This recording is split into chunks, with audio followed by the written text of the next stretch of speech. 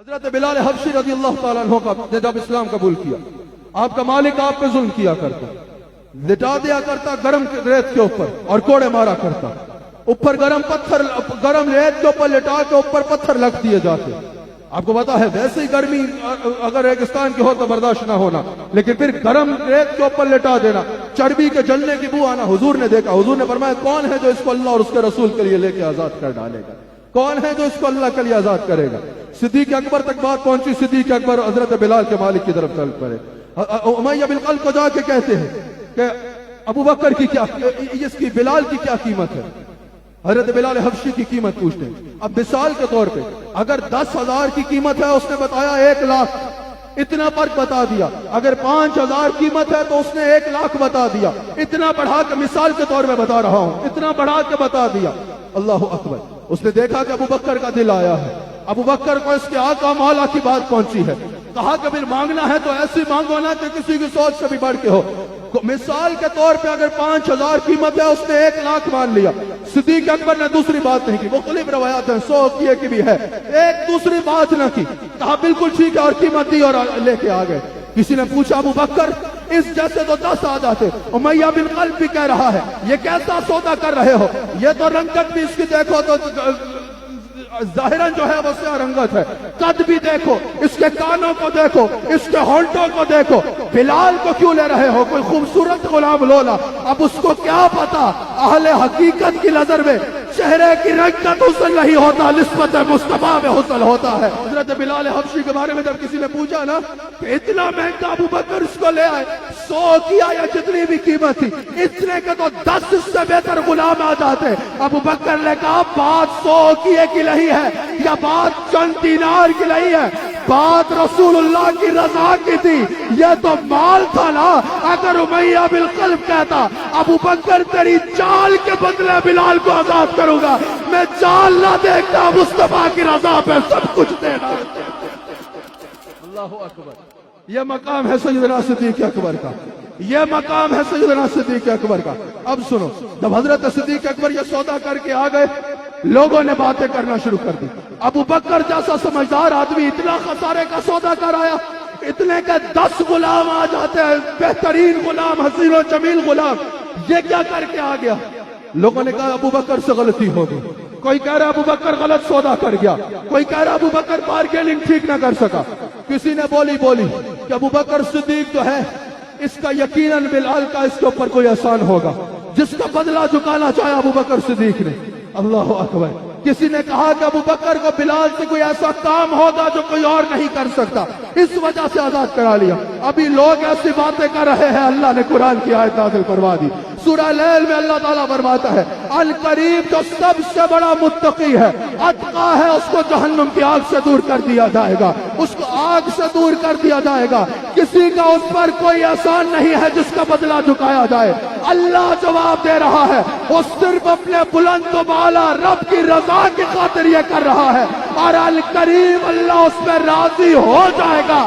عمل ابو بکر کا ہے، باتیں لوگ کر رہے ہیں، پھر اگر ابو بکر کی تائید میں اتقا کہہ کے آیت نازل ہو رہی ہے تو اللہ قرآن میں تصدیق فرما رہا ہے۔ امام فخر الدین رازی کہتے ہیں، امام فخر الدین رازی کہتے ہیں اتقا میں جس کو اتقا کہا گیا، کہ یہ جو متقی ہے جس کو اتقا کہا گیا، اس میں امام فخر الدین رازی کہتے ہیں کہ اس بات پر مفسرین کا اجماع ہے۔ محدث ابن جوزی نے بھی کہا، علاء الدین بغدادی نے بھی کہا کہ اس بات پر مفسرین کا اجماع ہے کہ یہاں جس کو اتقا کہا جا رہا ہے وہ ابو بکر صدیق رضی اللہ تعالیٰ عنہ ہے۔ حضرت عبداللہ بن عباس نے کہا، حضرت امام طبری نے کہا، حضرت ابو لیث سمرقندی نے کہا، امام ساوی نے کہا، امام شرقانی نے کہا، صاحب تفسیر کشاف نے کہا، امام کشیری نے کہا، امام قرطبی نے کہا، علامہ اسماعیل حقی نے کہا، امام ابو منصور ماتریدی نے کہا، امام بیضاوی نے کہا، ابن کثیر نے کہا، قاضی ثناء اللہ بالی بندی نے مظہری میں کہا، مجدد البستانی نے کہا، امام محمد رضا نے کہا کہ یہاں جس کو اتقا کہا جا رہا ہے اس سے مراد ابو بکر صدیق۔ اور फखरुद्दीन राजी कहते हैं कि इस पर मुफस्सिरीन का इजमा है कि इससे मुराद सिद्दीक़ अकबर है। इससे पता चला, इसलिए अहले सुन्नह का यह अकीदा है। यहाँ पर अल्लाह ताला फरमा रहा है कि कहा गया, इस अतका से मुराद अबू बकर सिद्दीक है, क्योंकि सबसे बड़ा मुत्तकी अबू बकर है, सबसे ज्यादा अकरम अबू बकर है। इसलिए अहले सुन्नह का यह अकीदा कोई मन गढ़ंत अकीदा नहीं है, यह अकीदा कुरान से लिया है कि अफजलुल बशर बाद अज़्अंबिया बित्तहक़ीक़ जो ज़ात है उसका अबू बकर सिद्दीक कहा जाता है। अफजलुल बशर बाद अज़्अंबिया अबू बकर है। जब हम बात करते हैं लोग कहते हैं भाई ये क्या है, ये अकीदा कहां से निकाल के ले हो, बस शान को मानो। ये अफजलियत का अकीदा कहां से निकाला? यहां अल्लाह नहीं फरमा रहा इन्ना अक्रमकुम इंदल्लाहि अत्काकुम, जो सबसे बड़ा मुत्तकी है उसको सबसे इज्जत वाला अकरम कहा जा रहा है। और सारे मुफस्सिरीन बता रहे हैं यहाँ अत्का से मुराद, पहली आयत में बताया अत्का से मुराद सिद्दीक़ अकबर है, तीसरे एतबार। तो इससे वाज़ेह हो गया कि इसमें भी जिसको अत्का कहा जा रहा है वो अबू बकर सिद्दीक। मुजद्दिद अल-क़सानी कहते हैं अफजलियत सिद्दीक़ अकबर के ऊपर इमाम फखरुद्दीन राज़ी का जो इस्तदलाल है वो बेहतरीन है। इमाम अहमद रज़ा कहते हैं अफजलियत सिद्दीक़ अकबर के ऊपर ये जो इमाम फखरुद्दीन राज़ी ने इस्तदलाल किया ये बेहतरीन इस्तदलाल है। ये आला हज़रत कहते हैं ये आयत वाज़ेह कर रही है कि इस उम्मत में सबसे अफजल हज़रत सय्यदना सिद्दीक़ अकबर रज़ियल्लाहु ताला अन्हु की बात है। और इमाम जरजाली ने भी कहा शरह मवाक़िफ़ में कि इससे यह पता चला इस आयत से कि अफजलुल बशर बाद अज़्अंबिया अगर कोई है तो अबू बकर सिद्दीक है। और सानी अस्नैन इज़ हुमा फिल गार में भी इमाम फखरुद्दीन राज़ी कहते हैं ये आयत भी हुज़ूर अलैहिस्सलातु वस्सलाम के साहिब सहाबी हज़रत सिद्दीक़ अकबर रज़ियल्लाहु ताला अन्हु की अफजलियत की दलील है, अफजलियत की एक दलील है। अल्लाहु अकबर। और इमाम फखरुद्दीन राज़ी तो कहते हैं ये सानी अस्नैन इज़ हुमा फिल गार, ये सिर्फ गार में सानी नहीं है। हजरत इमाम फखरुद्दीन राज़ी कहते हैं तमाम मरातिब दीनिया में सानी है। हजरत इमाम फखरुद्दीन राज़ी कहते हैं अगर ऐलान नबूवत से पहले देखो तो हुजूर का सानी कौन है? मजमा बोले सिद्दीक़ अकबर। ऐलान नबूवत से पहले हुजूर के साथ कौन? सिर्फ गार में नहीं, ऐलान नबूवत के बाद सबसे पहले मर्दों में दामन थामने वाला कौन? और यार इतनी ढिल्ली आवाज बोलो सिद्दीक़ अकबर। इस बात का ताल्लुक मुफ्ती आजम तशरीफ फरमा है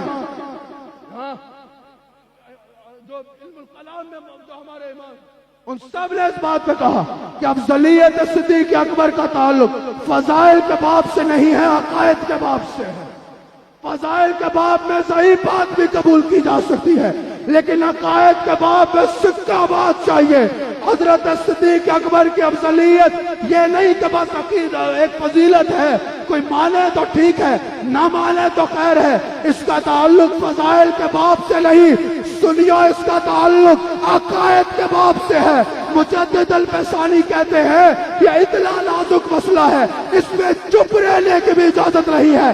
कहना होगा कि अंबिया और रसूल के बाद क्या कहते हैं, धमाधम मस्त कलंदर अबू बकर सिद्दीक का पहला नंबर।